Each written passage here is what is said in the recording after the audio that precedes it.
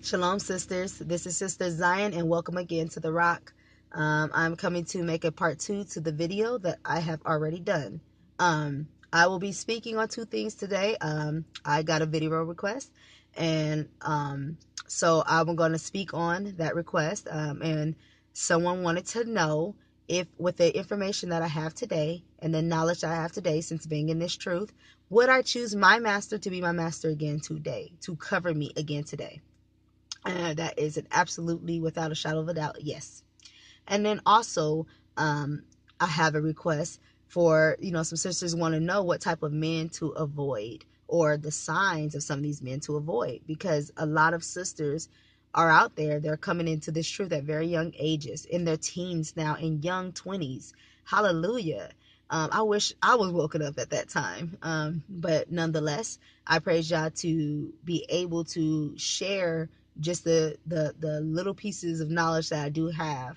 And I hope that this information do help some of you sisters out there. I really, truly do. So you don't fall into the traps and the snares that I fell into, so that you are ahead of things. So when you are married, for those who are not married, that you don't make the same mistakes that I've made.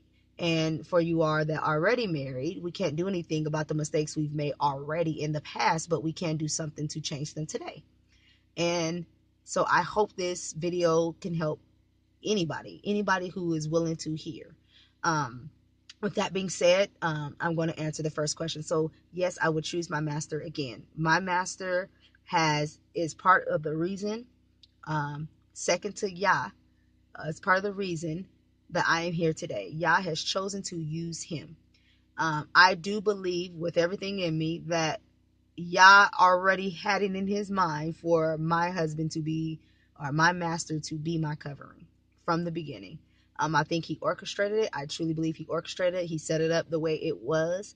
And so here we are today. I've been married to him for almost 10 years. And I've watched him become a totally different man than he was the day I met him. And the reason I'm here, my transformation has come from him leading me, him guiding me. This is not something I did for myself. This is something that Yah must have saw fit and gave him the direction for our family and gave him the direction for myself. And with that, has my husband had not been faithful in standing strong when I was a raging Jezebel, if my husband had not stood strong on the direction, the path that Yah has sent him on, if my husband had not taught me, because there's a lot of things that I did not know when I first married him, and we weren't even in the way, but he stood strong. He taught me what it was I should not be, for sure. And he definitely, as he learned more and more in the truth, he's also taught me what I should be.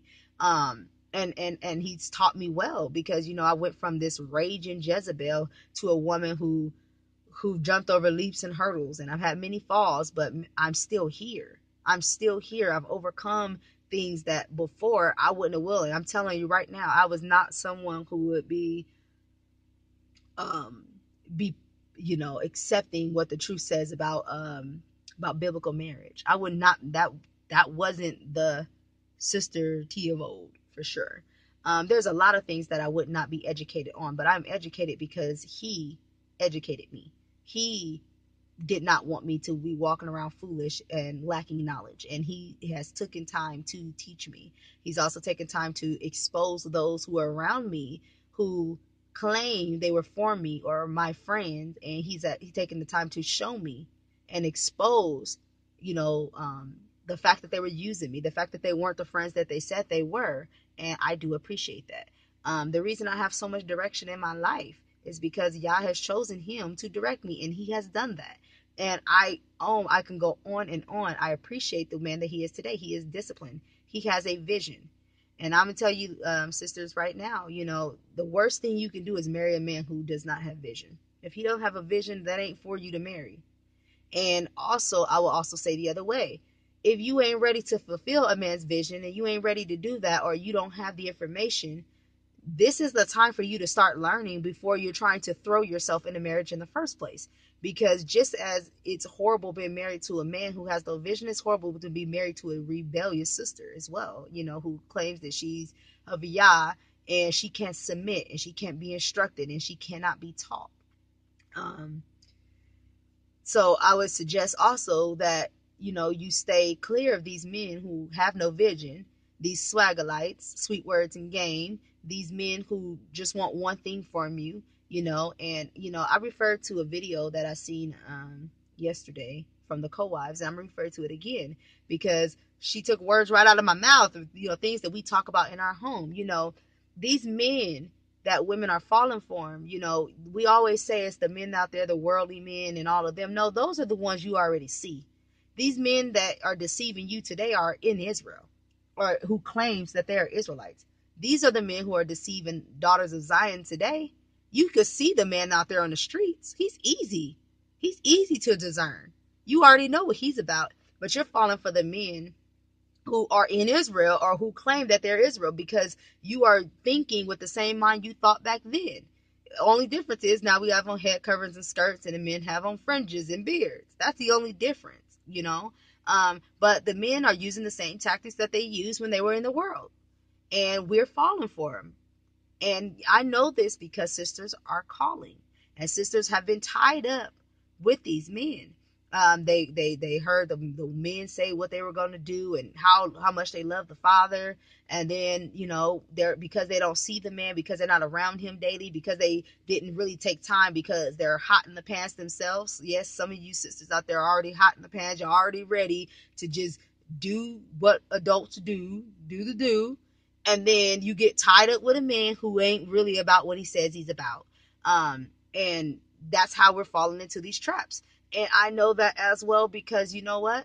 I fell for the same traps, except when I fell for him, I wasn't an Israelite. But still, I fell for the same traps. And had I not been taught, had I not been married, and who knows, I could have fallen into the same trap again because I was foolish just that way. And I'm no better than anybody else.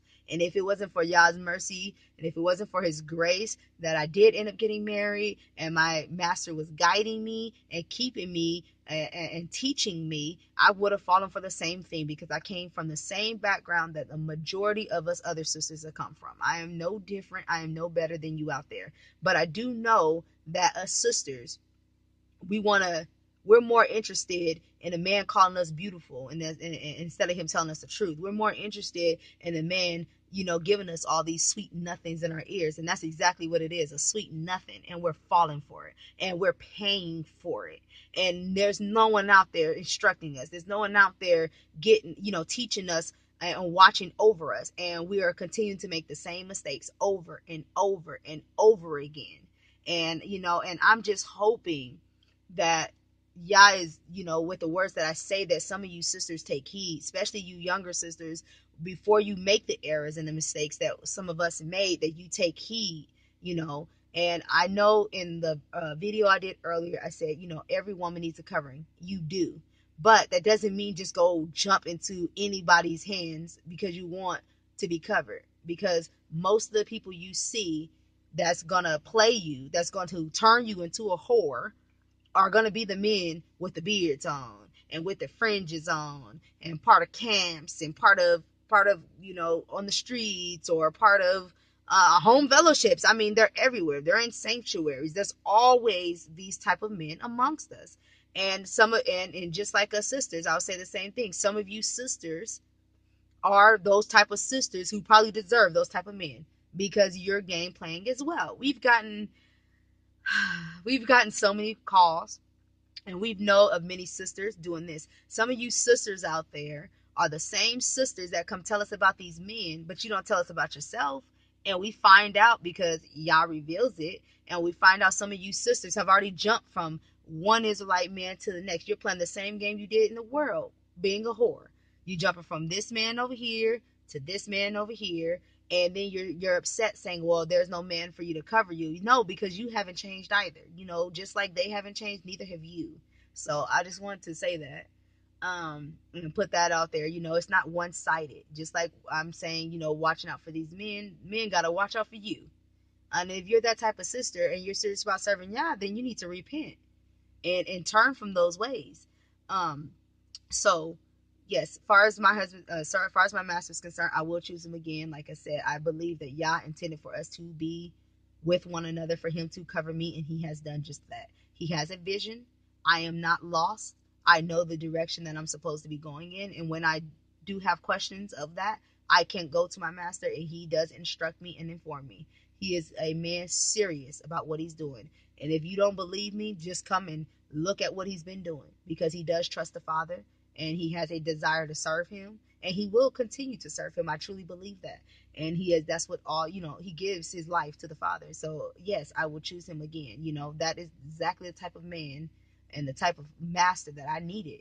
Someone who will, rebuke me, someone who will reprove me, but also someone who will also instruct me and guide me and love me. So I do appreciate my master so much. I love him, and I'm so thankful that the Father saw fit for him to marry me. I don't know why he saw fit for him to marry me, because I was a mess, but he did for one reason or another, and I do thank the Father for that. As far as you sisters out there, Yah willing, I hope that you will hear the words in this video and take heed, because like I said, the men out there, the ones you are not looking for, let me just say that, the ones you are not looking for is the one, they got a shoe closet, that ain't the man you looking for. If they're concerned about how many their clothes are ironed better than your clothes, that's probably not the man you're looking for. If they are chasing money, that's probably not the man you're looking for.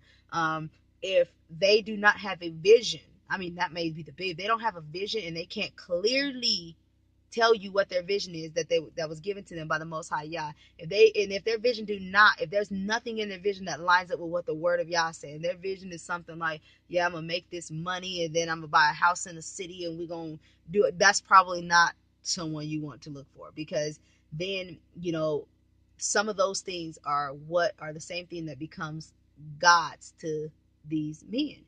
And so you need to really pay attention to the type of people you are talking to. You need to ask questions. I say that all the time. Please ask questions. Ask the man, what is his vision? He should be able to clearly articulate to you his vision and the purpose. He should be able to clearly articulate to you where you fit in his life and how you're going to help him fulfill his vision. And in fulfilling that vision, the number one thing that should not probably be coming out of his mouth is how you're going to fulfill his vision by what you can do in the bedroom.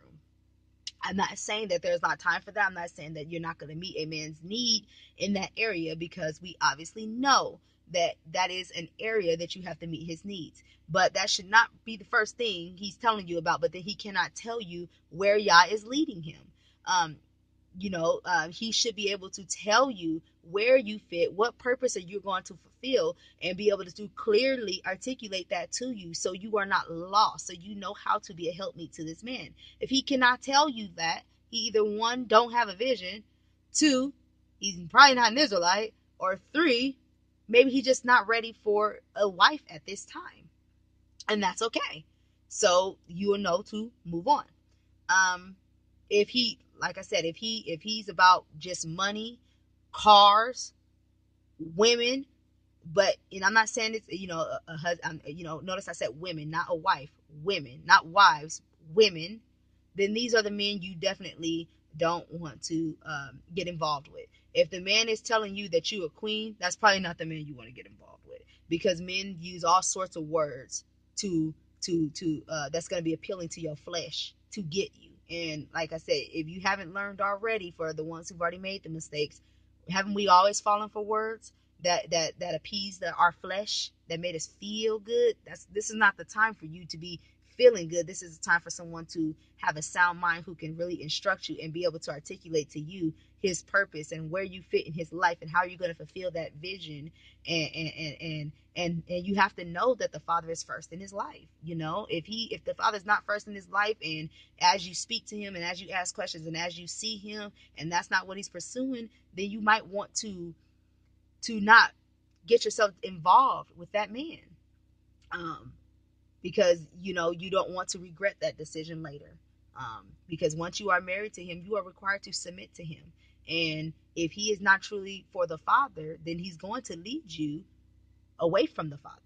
There's only two ways you can be led: to the Father or away from the Father. So I hope that this information helps you all out there. I hope some of us have already made up in our mind that we are going to serve Yah, that we are going to humble ourselves, that we are going to submit to the men that are over us, and for the young daughters of Zion coming up, that you know that you will take heed to these words so you can be equipped when finding, or a husband finding you, or you know, when you're talking to brothers that are in the way, that are in truth, that you are equipped to know what to look for, and that you are just not tying yourself up with some man because he called you beautiful, or that he called you a queen, or anything of that nature. You know, you want a man who is going to have a vision. You want a man who is going to instruct you, which means he will rebuke you. You know, if a man ain't willing to rebuke you, then how is he going to instruct you? How is he going to help you? So these are things to look for. You know, if he don't have a vision, and he's not willing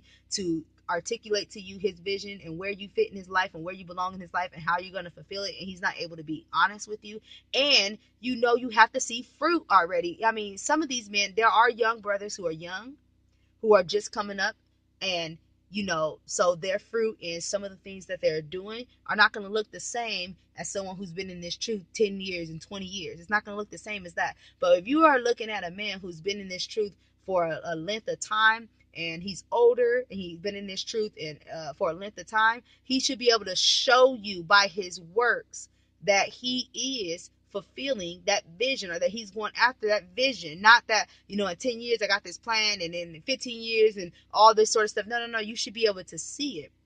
My master, we've been in this truth, about 8 years, or close to 8 years already.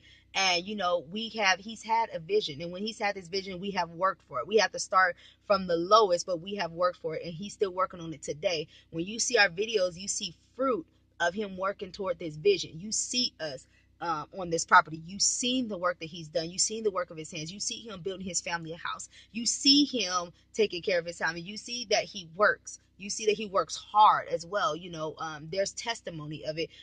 There's been some who we have allowed to come here, or my master rather have allowed them to come here, and they have been able to see the work that he puts in on this property, and going after this vision that Yah has given him. So you can see the fruit of his hands. And that's what you sisters, when you're talking to a Israelite brother, you should be able to see the fruit of their labors. You should be able to see that they are serving Yah. You should be able to see that they have a vision. You should be able to see that he's moving toward that vision.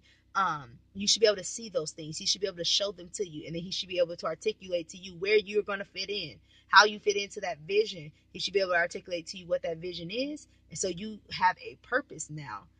So I hope this video helps somebody out there. You sisters out there, I do thank you all for tuning in again. I appreciate that y'all watch our channel, and I hope that this helps somebody. And with that, I'm gonna say shalom.